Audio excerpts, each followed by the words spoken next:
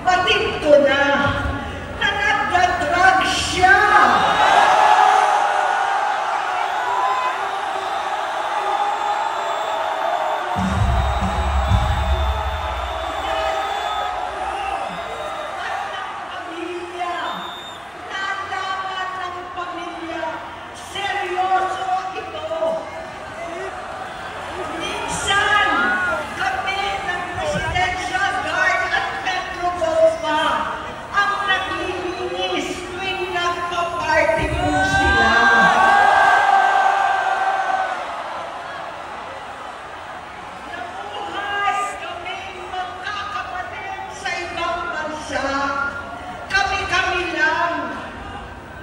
Kinumbinsi ko pa si Bongbong.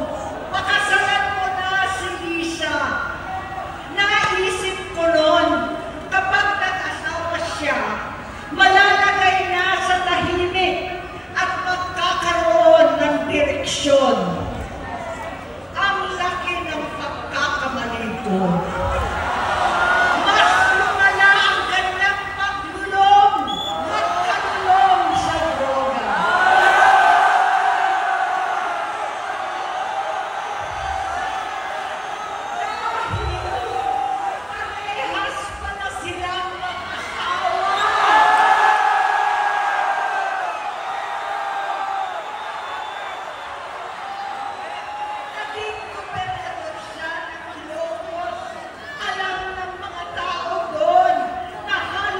Di siya mapasok. Tuwing kukumprontahin ko siya, ay nagsasabi siyang magbabago na siya, aalisin na niya ang bisyo.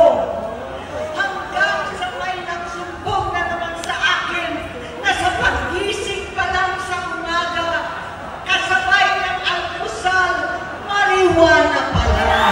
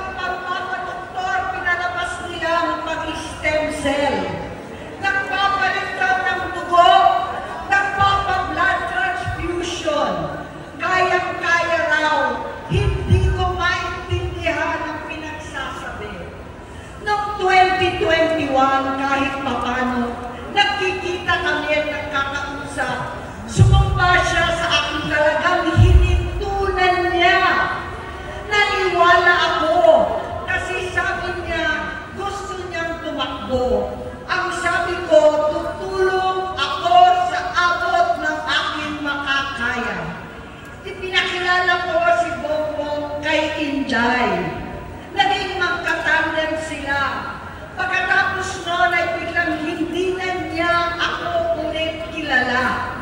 Kahit si Inday, nagtataka, bigla ko na itsakwera. Kahit ganon, nangampanya pa ako para sa kanya, kahit si Inday na lang ang aking nakakausap. Hindi ko alam bakit ako nakabang sa headquarters nila sa Mandaluyong. Hindi ko alam bakit walang nagre-report sa akin tungkol sa kampanya. Sa totoo lang, masakit mang aminin, nung dinidisqualify na siya, halos papaboran ko na sana dahil may nagsumbong sa akin mula sa kanyang campaign team na gumagamit na naman siya. Nung sinabihan ko, siya at mga taong nasa paligid niya, nagkaisa silang tuluyan akong alisin sa kampanya na ako naman ang bumuo. Sinabi nilang gusto ko na siya ay mag-disqualify para ako ang pumalit. Hindi totoo yun! Iniisip ko ang kalagayan ng aking kapatid at paano siya magsisilbi kung ganyan ang kalagayan niya. Pero pinaparating sa akin na hindi siya lulong at minsan na lamang tuwing nagpa-party. Hindi ko maipaliwanag bakit gusto kong maniwala at hindi mawalan ng pag-asa. Noong nanalo siya, naging pinakamalayo na kami sa isa't isa. Maliban sa opisyal na takbuhan at kapag pumupunta yung nanay namin, hindi ako sumama sa loob ng 3 taon dyan sa Malacanang. Dahil lantaran na doon ang inuman, ang paggamit nila ng cocaine at mga bawal na gamot.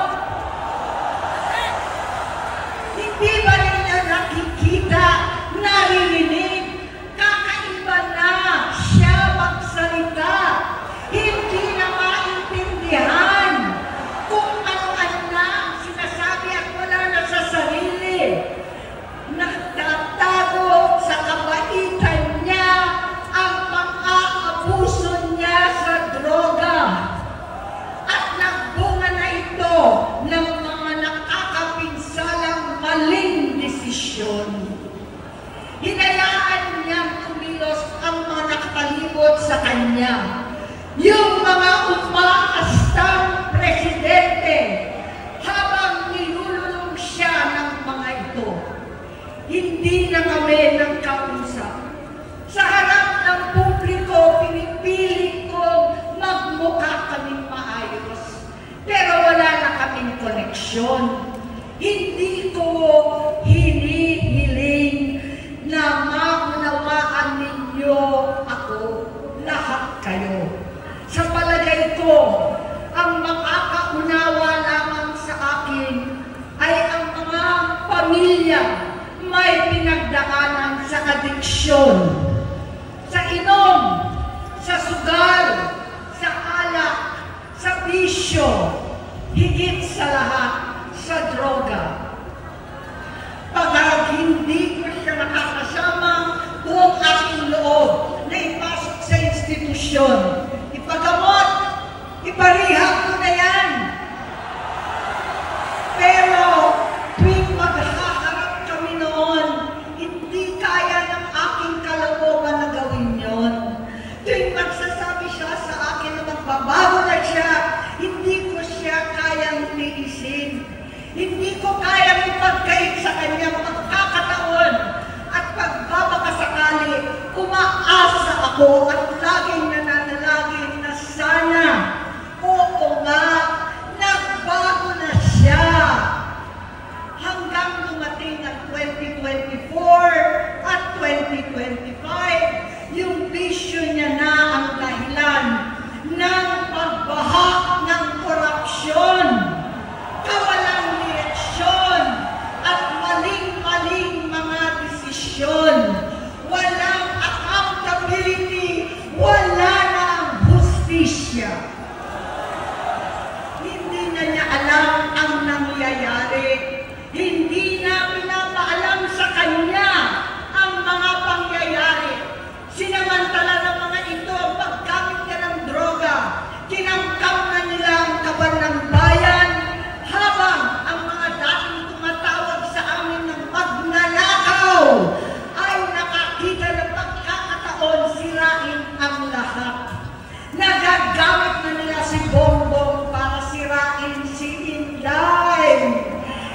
Tinutulak pa nila si Bongbong at ang bayan sa bangin para umastang tagapagligtas.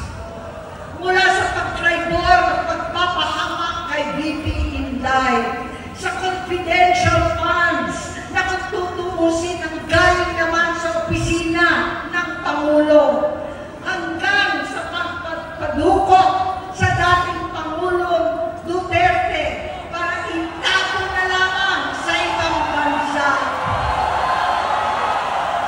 Ang kabaitan ni Bongbong ay naging kalupitan. Karapalan niya ang pagtatakip sa kanya ng mga nasa Congress, sa Senado, mga miyembro ng kabinete.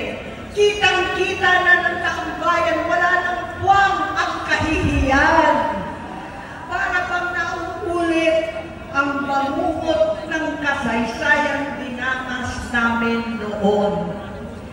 68 years old po ang tatay ko nung pinatalsik sa pwesto. 68 years old na rin si Bongbong ngayon. November 17 din, noong 2021, nung nakumbinsi ko si Inday na magbise kay Bongbong. November 18 po, bukas, ang ikatlong araw natin. Siyam na taon na nakakaraan, saktong November 18 pa talaga, na pinatiting ni Pangulong Duterte ang tatay ko sa libingan ng mga bayani. Halo-halo na ang aking nararamdaman, pero alam ko ito ang dulo at hangganan ng aking pagtitiis at pananahimik. Hindi na tayo mananahimik. Dahil nalaman ko pati ang mga anak niya ay nagdodroga na. Pinasusuklaman ko pa ang pag-alok ng mag-inang si Sandro ng droga ang aking mga anak at iba pang mga kamag-anak. Yan ang hindi ko na mapapalampas. Sa loob ng halos 4 na dekada, wala akong ibang pinangarap kundi maipakita sa sambayanan na hindi kami masamang tao. Hindi masama ang pamilya Marcos. Gusto kong ibangon ang dangal ng aking ama. Sa pamamagitan ng nagpagtatrabaho para sa bayan, sinikap kong maging mabuting gobernador, kinakawan, senador. Hindi ako halos nagpapahinga para makapag-iwan sana ng legasiya na kapag sinabing Marcos, nabawi na namin ang tingin sa nakaraan. Ngunit sa kagustuhan kong maging responsableng anak, matupad ang pangako ko sa aking ama, nabigo akong maging mabuting kapatid. Naging mahina ako kay Bongbong. Sa kapulisan at sundalo, sa lahat ng mga leader at tagapagpatupad ng batas, siya ang Pangulo natin ngayon. Sinabi ko kung anong kalagayan niya ngayon. Tulungan niyo akong mapabuti ang kanyang kalagayan. Tulungan niyo akong matulungan siya. Hindi niya ako kalaban. Ang kalaban niya ay ang sarili niya. At nadadamay ang bansa sa laban na yan. Bilang senador at lingkod bayan, batid ko ang mga problema at gaya ng bayan, alam ko rin ano ang solusyon. Sa pagkakawatak-watak, patuloy na pamumulitika, pagnanasa sa kapangyarihan ng mga talunan naman, kabuluhan sa Mindanao, alanganing giyera sa China at Estados Unidos, kawalang pananagutan sa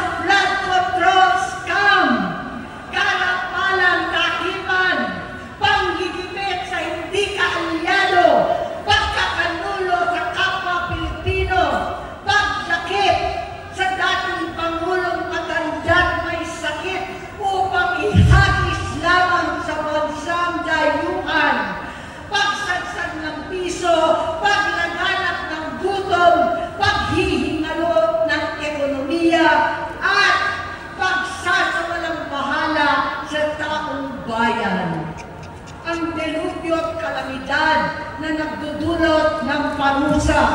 Ang korupsyon na nauwi sa kawalan ng tiwala at hustisya sa Pilipinas, sa kanyang pamahalaan, lahat ng yan ay masusolusyonan kung ikaw, aking kapatid, magsaayos ng iyong sariling kalusugan.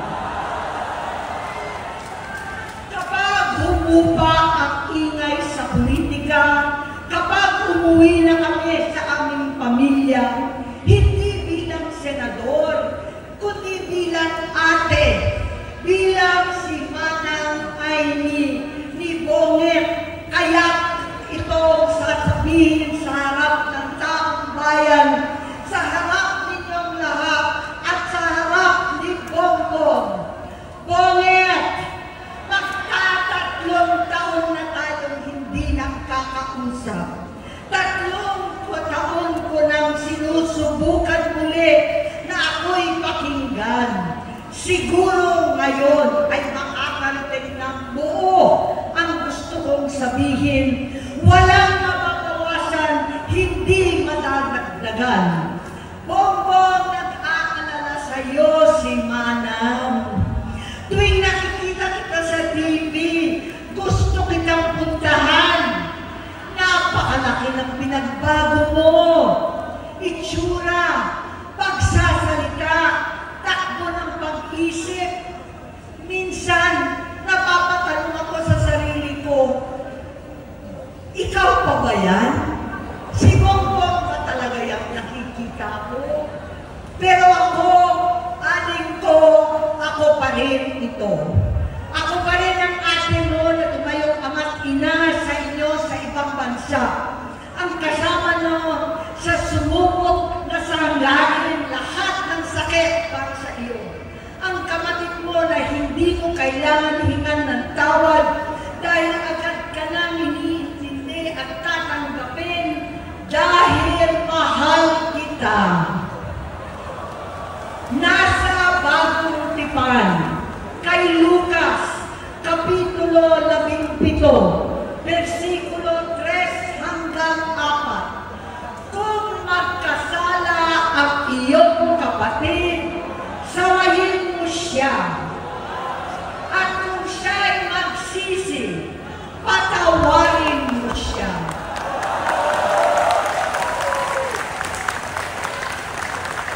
Tama na, aling ko. Tapusin mo na ang paghihirap mo at ng bayan.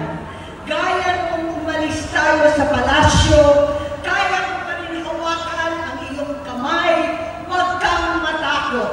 Malaki na ang dulot sa iyo ng droga. Sinisisi ko ang sarili ko dahil hindi ako nakinig sa mga sumbong. Hindi ako nakialam. Hindi ako maniwala.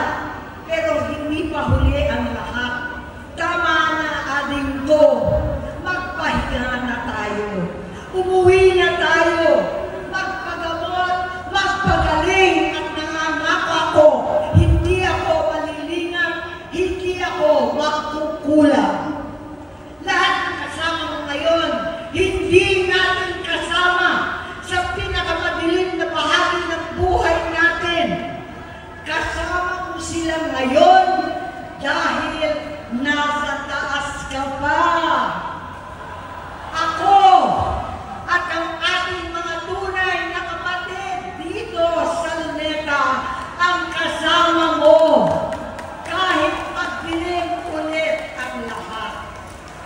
Talikuran mo ang iniisip at ibinubulong nilang ambisyon. Unahin na natin ang kalusugan mo dahil sa adiksyon na bigyan mo ng malubhang karamdaman ang buong bansang Pilipino. Matatanda na tayo, sakitan na si Mami, alagaan na lang natin ang isa't isa. Kaliwat kanan man ang pagbuhusga sa akin, malinaw sa aking puso na dapat mauna ang Diyos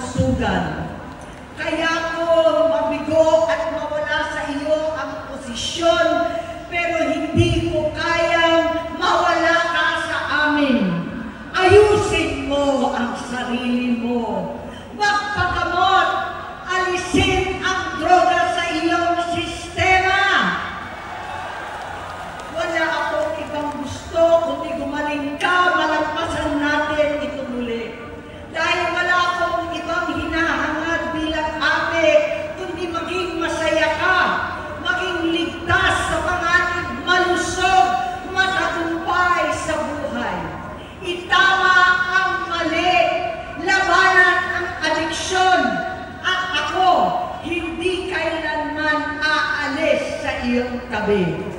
Susuporta at hindi titigil manalangin kasama ninyo dito sa Luneta at sa buong mundo. Dahil iyon naman ang tungkulin at ibig sabihin ng salitang kapatid, kapatid, mabuhay kayo, kapatid. Maraming salamat po, Senator